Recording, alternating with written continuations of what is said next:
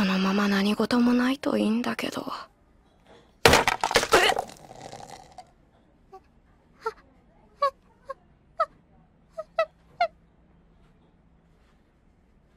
Oh! Now you fucked up! Now you fucked up! Now you fucked up! You have fucked up now!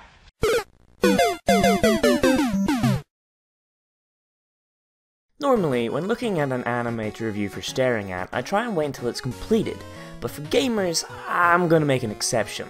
At time of writing, we're only 10 episodes in, but it hits my buttons like I hit buttons in Street Fighter. That is to say, all of them, because I'm bad at Street Fighter. Very much unlike my Street Fighter skill, this show is great. Those of you that have stuck with me for a while know what lures me in when I'm looking for an anime. Slice of life? Check. A production team that obviously cares for the subject matter?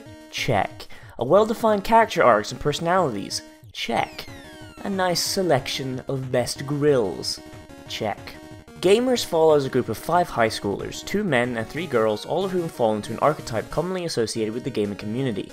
First, we have Uehara, the most normal of the group, a self-declared former otaku that has friends, a normal life, but only really games from time to time as a hobby.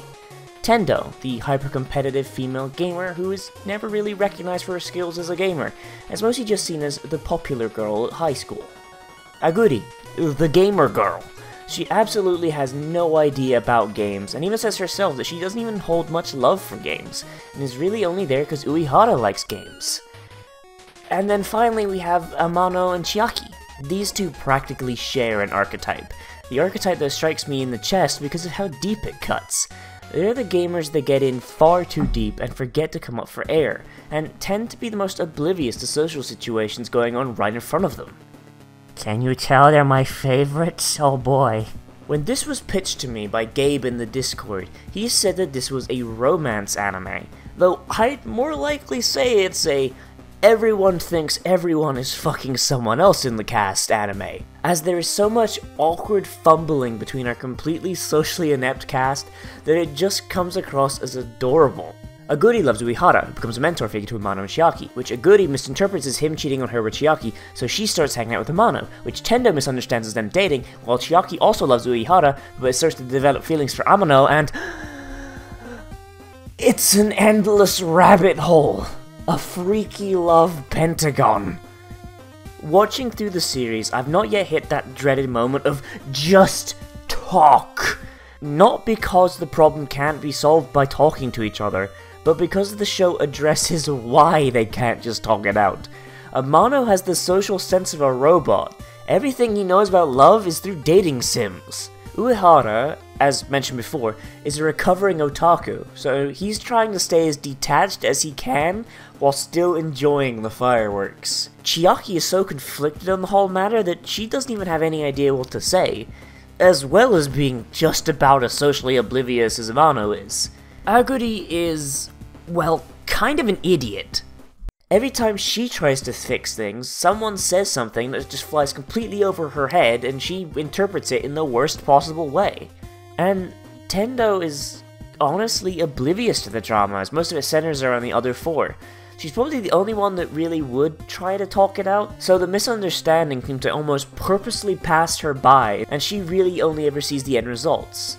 She's only ever been involved in like one misunderstanding towards the beginning of the series, but she was so busy moping over it that it basically resolved itself without her input. If I'm going to be honest, there's not really an overarching plot in Gamers, beyond Uehara's initial mission to get Amano to get his dick wet with Tendo after he goofs it up big time in the first episode. And that's kind of a good thing. It's like watching Friends, or any other 90s friends hang out together and have misunderstandings with hilarious results show. Except I didn't want to kill myself after watching it. Everyone here is believable and relatable to the point where I can point at several of my old friends from high school and say, "Oh man, that guy was totally like Uehara," or "Man, Tendo's really acting like so-and-so here." It's like Big Bang Theory if it was written by someone who had actually played a video game in the last 30 years. Or didn't just want to cash in on the nerd blackface for all the millennials to think wearing glasses is cool. The references are on point. The OP is a love letter to all sorts of games, modern and past. And they even play P4 Ultimax, fam! Like, a legit sequence where they're just playing Ultimax, and you see the two different types of fighting game players. I can't think of a single game-based anime that's actually used a real game in the recent times. If you want your waifu harem and a whole bunch of nerdy shit, then please watch this anime. I'm trying my best not to spoil anything of the story, because this anime really deserves for you to watch it as you go and not know anything really going in. But if anything I've said so far interests you, give it a go. Hell, maybe once it's finished or has a second season, I'll come back for a longer review. This is honestly one of my favorite anime of 2017, if not my best anime of 2017. All of the characters are highly believable, the story is the opposite of cringe, and there's new characters added all the time that I honestly welcome them onto the main cast. There's not a Poochie in sight. In episode 9, we get introduced to Konoha, who is a pervy younger sister of Chiaki, and they look very similar. And of course, shenanigans ensue, but they feel natural. Even though we haven't seen Konoha at all up to this point, she still slots in completely seamlessly into the friend group. Anyway, everybody, so this has been my staring at for gamers. It's a really fun anime, and if you've watched it before, let me know down in the comments what you think. And who's your best girl? Come on, let me know. Who's your favorite? Anyway, everybody, so I just want to give a big thank you to my patrons who helped make this and all my other content happen. And if you want to get in on it and suggest animes to be reviewed or games to be let's played and all that such, then hey, why don't you chuck a couple dollars in the Patreon thing? Help me keep everything keeping on. As always, everybody, I am Nozavix, and I will see you in the next video, but most importantly of all, I will see you around the route.